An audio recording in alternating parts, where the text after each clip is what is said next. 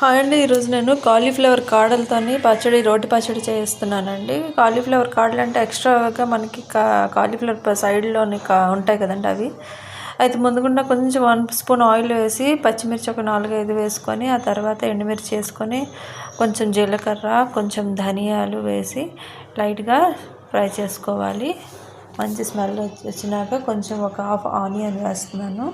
అది కూడా లైట్గా ఫ్రై అవుతుంది.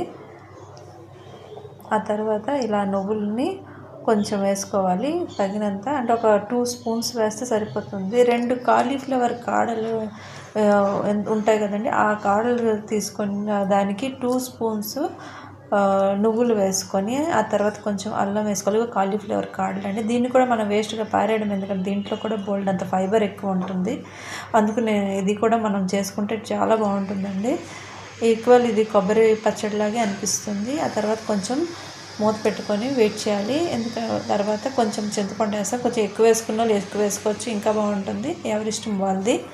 ఆ తర్వాత అది చక్కగా ఫ్రై అయిపోయింది కదండి, ఇది చల్లారాలి. ఒక 5 మినిట్స్ చల్లారిన తర్వాత తగినంత వాటర్ వేసుకొని చూసుకొని వేసుకొని శుభ్రంగా దాన్ని పేస్ట్గా మెత్తగా ఆడుకోవాలి. తగినంత సాల్ట్ కూడా వేసాను. ఆ తర్వాత దాన్ని పోపు పెట్టుకోవచ్చు. పోపు పెట్టుకోవాలంటే పెట్టుకోవచ్చు, లేకపోతే దాన్ని అలాగే కూడా రైస్లోకి తినవచ్చు, దోశలతో తినవచ్చు, ఇడ్లీతో తినవచ్చు, మీ ఇష్టం అండి, ఎలా అయినా తినవచ్చు. ఆ తర్వాత కొంచెం ఇంగువ వేస్తున్నాను. తాలింపు అయిపోయింది కదండి, చూసారు చక్కగా ఫ్రై చేసింది అన్నీ దాంట్లో వేసినాక ఆ వాసన చాలా హాయిగా అనిపిస్తుంది. ఇంకా తప్పకుండా కార్తీక మాసంలో బెస్ట్ అని. హాయ్ అండి. ఈరోజు నేను కాలీఫ్లవర్ కాడలతోని రోటి పచ్చడి చేస్తున్నానండి. కాలీఫ్లవర్ కాడలు అంటే ఎక్స్ట్రాగా మనకి కాలీఫ్లవర్ సైడ్లోని ఉంటాయి కదండి అవి. అయితే ముందుగుండా కొంచెం 1 స్పూన్ ఆయిల్ వేసి పచ్చిమిర్చి ఒక 4, 5 వేసుకొని, ఆ తర్వాత ఎండుమిర్చి వేసుకొని, కొంచెం జీలకర్ర, కొంచెం ధనియాలు వేసి లైట్గా ఫ్రై చేసుకోవాలి. మంచి స్మెల్ వచ్చినాక కొంచెం ఒక హాఫ్ ఆనియన్ వేస్తున్నాను. అది కూడా లైట్గా ఫ్రై అవుతుంది.